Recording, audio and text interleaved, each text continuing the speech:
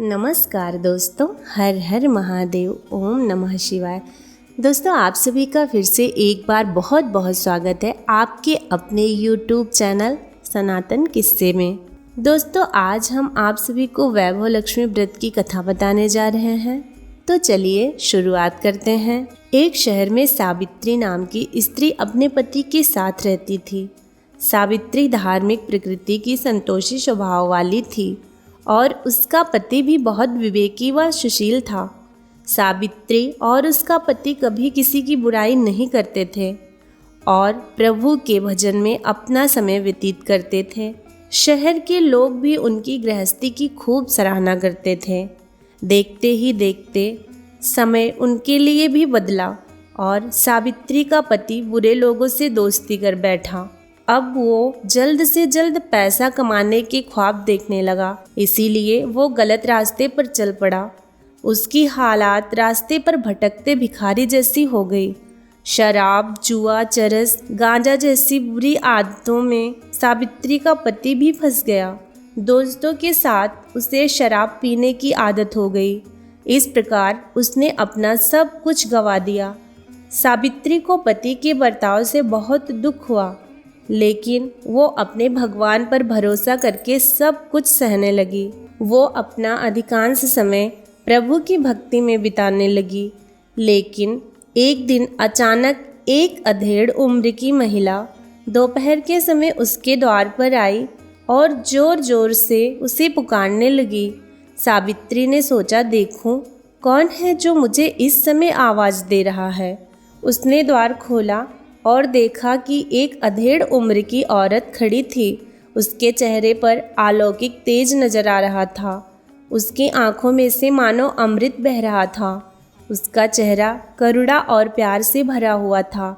उसको देखते ही सावित्री के मन में अपार शांति आ गई। सावित्री का रोम रोम आनंद से भर गया। सावित्री ने उसे आदर के साथ अपने घर में बुला लिया। घर में बैठने के लिए कुछ भी नहीं था, इसलिए सावित्री ने संकोचवश एक फटी हुई चादर पर उसे बिठा दिया। वो माजी बोली, क्यों सावित्री, मुझे पहचाना नहीं? हर शुक्रवार को लक्ष्मी जी के मंदिर में भजन कीर्तन के समय मैं भी वहाँ आती हूँ। तुम बहुत दिनों से मंदिर नहीं आई, इसलिए आज मैं ही तुम्हें देखने चली आई। माँ जी के अति प्रेम भरे शब्दों को सुनकर सावित्री का दिल पिघल गया। उसकी आंखों में से आंसू आ गए और वो बिलक बिलक कर रोने लगी। माँ जी ने कहा, बेटी, सुख और दुख धूप और छांव जैसे होते हैं। तुम धैर्य रखो और मुझे अपनी सारी परेशानी बताओ। माँ जी के व्यवहार से सावित्री को काफ़ी अच्छा लगा। उसे सुख की आस नजर आने लगी। उसने माँ जी को अपनी सारी कहानी सुना दी। कहानी सुनकर माँ जी ने कहा, कर्म की गति न्यारी होती है। हर इंसान को अपने कर्म भुगतने ही पड़ते हैं, इसीलिए तू चिंता मत कर। अब तू कर्म भुगत चुकी है, अब तुम्हारे सुख के दिन अवश्य आएंगे। तू तो माँ लक्ष्मी जी की भक्त है। माँ लक्ष्मी तो प्रेम और करुणा की अवतार हैं। वो अपने भक्तों पर हमेशा ममता दिखाती हैं। इसीलिए तू धैर्य रख और माँ लक्ष्मी जी का व्रत कर, इससे सब कुछ ठीक हो जाएगा। सावित्री के पूछने पर माँ जी ने उसे व्रत की सारी विधि बताई। माँ जी ने कहा, बेटी, माँ लक्ष्मी का व्रत बहुत सरल है। उसे वरद लक्ष्मी व्रत या वैभव लक्ष्मी व्रत भी कहा जाता है। यह व्रत करने वालों की सभी मनोकामनाएं पूर्ण हो जाती हैं और वो सुख संपत्ति और यश को प्राप्त करते हैं। सावित्री ये सुनकर आनंदित हो गई। सावित्री ने संकल्प कर आंखें खोली तो उसके सामने कोई न था। वो विस्मित हो गई कि माँ जी कहाँ चली गई। सावित्री को तत्काल समझते देर न लगी कि माँ जी और कोई नहीं, साक्षात लक्ष्मी जी थी। दूसरे दिन शुक्रवार था। सवेरे स्नान करके उसने स्वच्छ कपड़े पहनकर माँ जी द्वारा बताई गई विधि से पूरे मन से व्रत किया। आखिरी में प्रसाद वितरण किया। ये प्रसाद पहले पति को खिलाया। प्रसाद खाते ही उसके पति के स्वभाव में फर्क पड़ गया। उस दिन से उसने सावित्री को मारा भी नहीं और सताया भी नहीं। सावित्री को ये देखकर बहुत आनंद हुआ। उसके मन में वैभव लक्ष्मी व्रत के लिए श्रद्धा और बढ़ गई।